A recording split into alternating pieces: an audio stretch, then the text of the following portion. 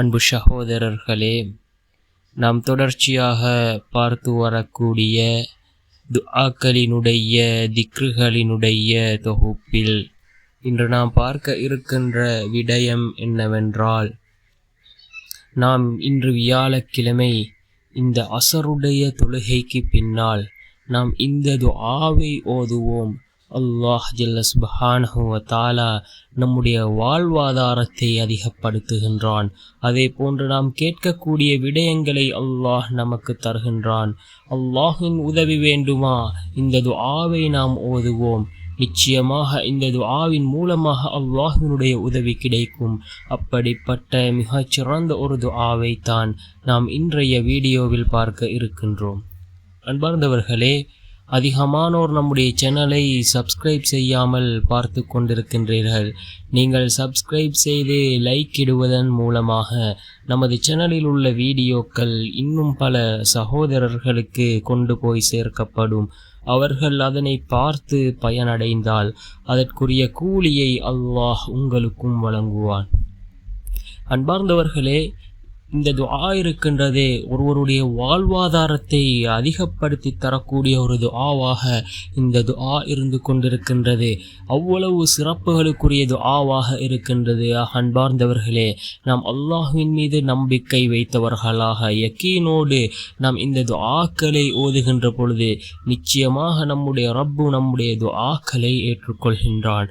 அதுவும் இன்றைய தினம், அதாவது ஜுமாவுடைய நாள், இஸ்லாமிய முறைப்படி எவ்வாறு கணக்கிடப்படுகின்றதென்றால், ஒவ்வொரு நாளும் இஸ்லாமிய முறைப்படி எவ்வாறு கணக்கிடப்படுகின்றது என்றால், ஒவ்வொரு நாளினுடைய மஹ்ரிபுடைய நேரத்திலிருந்து மறுநாள் மஹ்ரிப் வரைக்கும் தான் ஒரு நாளாக இஸ்லாமிய முறைப்படி கணக்கிடப்படுகின்றது.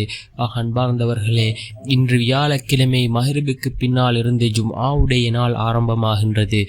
அன்பார்ந்தவர்களே, இந்த ஜும்ஆவுடைய நாள் ஏராளமான சிறப்புகளுக்குரிய நாளாக இருந்து கொண்டிருக்கின்றது.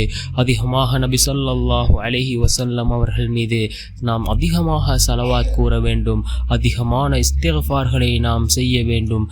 அன்பார்ந்தவர்களே, இன்று அசருடைய தொழுகைக்கு பின்னால் நாம் இந்த துஆவை 3 தடவைகள் ஓதுவோம். அதே போன்று தான் ஒவ்வொரு நாளும் இதனை நாம் ஓதி வருவோம். நம்முடைய வாழ்க்கையில் பல மாற்றங்களை உருவாக்கக்கூடியதாக இந்த துஆ இருந்து கொண்டிருக்கின்றது.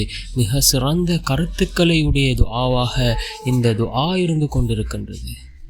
அன்பார்ந்தவர்களே, இப்படிப்பட்ட துஆக்களை நாம் மனனம் செய்து கொள்வோம். நம்முடைய வாழ்க்கையில் இக்கட்டான சூழ்நிலைகளில் ஓதுவதற்கு மிக சிறந்த துஆவாக இந்த துஆ இருக்கின்றது. இந்த துஆக்களை நாம் மனனம் செய்வதன் மூலமாக, இந்த துஆக்களை நாம் மனனம் செய்து அதனை ஒவ்வொரு நாளும் ஓதி வருவதன் மூலமாக அல்லாஹ் நம்முடைய வாழ்க்கையில் பல மாற்றங்களை உண்டாக்குவான். என்ன துஆ என்றால், அல்லாஹும்ம இன்னி அஸ்அலுகல் ஹுதா வத்துகா வல் அஃபாஃப வல் கினா. அல்லாஹும்ம இன்னி அஸ்அலுகல் ஹுதா வத்துகா வல் அஃபாஃப வல் கினா. இறைவா, உன்னிடம் நான் நேர்வழியையும் இறையச்சத்தையும் சுய கட்டுப்பாட்டையும் தன்னிறைவையும் வேண்டுகின்றேன் என்று பொருள்படக்கூடிய இந்த துஆ மிகச்சிறந்த ஒரு துஆவாக இருந்து கொண்டிருக்கின்றது. அன்பார்ந்தவர்களே, நாம் இப்படிப்பட்ட துஆக்களை ஓதுகின்ற பொழுது இந்த துஆக்களினுடைய கருத்தை விளங்கியவர்களாக நாம் ஓத வேண்டும். அவ்வாறு நாம் ஓதுகின்ற பொழுதே நிச்சயமாக அந்த துஆவினுடைய பலனை நம்மால் அடைந்து கொள்ள முடியும். நாம் துஆக்களை ஓதுகின்றோம், அதனுடைய கருத்துக்கள் நமக்கு தெரியாமல் நாம் அதனை ஓதுகின்ற பொழுது நாம் அந்த துஆவை எதற்காக ஓதுகின்றோம் என்ற அந்த நோக்கமே இல்லாமல் நாம் ஓதுகின்றோம். இந்த அரபி வார்த்தைகளுக்குரிய பொருளை உணர்ந்தவர்களாக நாம் இந்த துஆக்களை ஓதினால் நிச்சயமாக அல்லாஹ் நம்முடைய அந்த தேவைகளை, நாட்டங்களை நிறைவேற்றி தருவார். ஏனென்றால் ஒவ்வொரு வார்த்தையுடைய அர்த்தமும் நமக்கு தெரியும். அன்பார்ந்தவர்களே, அதிகமான சகோதரர்கள் இந்த துஆக்களை தமிழில் தருமாறு குறிப்பிடுகின்றீர்கள். நான் இந்த துஆக்களை தமிழிலும் தருகின்றேன். நான் அரபியில் எவ்வாறு இந்த துஆக்களை உச்சரிக்கின்றேனோ அதே போன்று நீங்கள் தமிழிலே இந்த துஆக்களை பார்த்து ஓதுகின்ற பொழுது நீங்கள் அதே போன்று உச்சரியுங்கள். ஏனென்றால் நீங்கள் அதனை பிழையாக தவறாக உச்சரித்தால் அதனுடைய கருத்துக்கள் மாறிவிடும். அவ்வாறு நாம் கருத்துக்கள் மாறி துஆக்களை கேட்டால் அந்த துஆவினுடைய பலன் நமக்கு கிடைக்காது.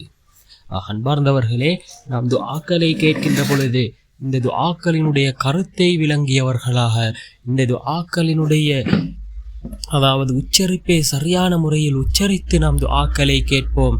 மிகவும் சிறந்த ஒரு துஆ, அல்லாஹும்ம இன்னி அஸ்அலுகல் ஹுதா வத்துகா வல் அஃபாஃப வல் கினா. اللهم إني أسألك الهدى والتقى والعفاف والغنى. இறைவா, உன்னிடம் நேர்வழியையும் இறையச்சத்தையும் சுய கட்டுப்பாட்டையும் தன்னிறைவையும் கேட்கின்றேன் என்று வரக்கூடிய இந்த துஆ முஸ்லிம் என்கின்ற நபிமொழி தொகுப்பில் 5265வது ஹதீஸாக இடம்பெற்றிருக்கின்றது. அன்பார்ந்தவர்களே, வாழ்வாதாரம் அதிகரிக்க வேண்டுமா, அல்லாஹ்வினுடைய உதவி கிடைக்க வேண்டுமா, நேர்வழி நாம் வழி தவறாமல் அல்லாஹ்விடம் இந்த துஆவின் மூலமாக நாம் அல்லாஹ்விடம் பிரார்த்தனை செய்கின்றோம்.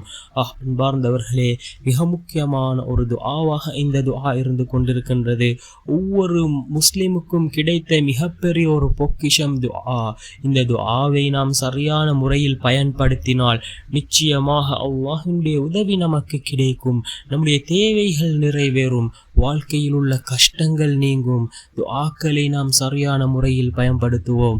அல்லாஹ்வின் தூதர் ஸல்லல்லாஹு அலைஹி வஸல்லம் அவர்கள் துஆக்களை எவ்வாறு ஓதுமாறு கட்டளையிட்டிருக்கிறாரோ அதே போன்று எவ்வாறு துஆக்களை ஓதினால் அல்லாஹ் ஏற்றுக்கொள்கின்றான் என்று கூறியிருக்கிறார்களோ அதே போன்று நாம் துஆக்களை ஓதுவோம். அல்லாஹ்வின் தூதரும் அவர்களுடைய சஹாபாக்களும் எவ்வாறு அல்லாஹ்விடத்திலே துஆக்களை கேட்டு உதவிகளை பெற்றுக்கொண்டார்களோ அதே போன்று யக்கீனோடு நாமும் நம்முடைய துஆக்களை அல்லாஹ்விடத்திலே கேட்போம். நபி ஸல்லல்லாஹு அலைஹி வஸல்லம் அவர்கள் கூறினார்கள், உங்களுடைய துஆக்கள் அல்லாஹ்விடத்திலே ஏற்றுக்கொள்ளப்பட வேண்டுமா, நீங்கள் துஆக்களை கேட்கின்ற பொழுது முதலாவதாக அல்லாஹ்வை புகழுங்கள், இரண்டாவதாக என் மீது ஸலவாத்து கூறுங்கள், மூன்றாவதாக உங்களுடைய தேவைகளை உங்களுடைய பிரார்த்தனைகளை நீங்கள் அல்லாஹ்விடம் கூறுங்கள் என்று அல்லாஹ்வின் தூதர் ஸல்லல்லாஹு அலைஹி வஸல்லம் அவர்கள் கூறியிருக்கிறார்கள். அன்பார்ந்தவர்களே, நம்முடைய துஆக்கள் அல்லாஹ்விடத்திலே ஏற்றுக்கொள்ளப்படுவதற்கு மிக முக்கியமான காரணம், நாம் துஆக்களை இந்த முறையில் நாம் கேட்க வேண்டும். துஆக்கள் ஏற்றுக்கொள்ளப்படுவதற்கு சில நேரங்கள் இருக்கின்றன. அந்த நேரங்களில் நாம் கேட்கக்கூடிய துஆக்களை அல்லாஹ் ஏற்றுக்கொள்கின்றார். அன்பார்ந்தவர்களே, அந்த நேரங்களில் நாம் துஆக்களை அதிகமாக கேட்போம். நம்முடைய வாழ்க்கையில் அதிகமாக இஸ்திக்ஃபாரை நாம் கடைபிடிப்போம். நம்முடைய வாழ்க்கையில் உள்ள சோதனைகள் இதன் மூலமாக நீங்கும். வல்ல நாயன் நம் அனைவரின் பாவங்களையும் மன்னித்து உயர்ந்த ஜன்னத்துல் ஃபிர்தௌஸ் என்ற சுவனத்தில் நம் அனைவரையும் ஒன்று சேர்ப்பாயாக. அதே போன்று நம்முடைய வாழ்க்கையில் உள்ள அனைத்து கஷ்டங்களையும் நீக்குவாயாக. நம்முடைய வாழ்க்கையில் உன்னுடைய பரக்கத்தை தந்தருள்வாயாக. ஆமீன். வ ஆகிரு தஅவானா அனில் ஹம்துலில்லாஹி ரப்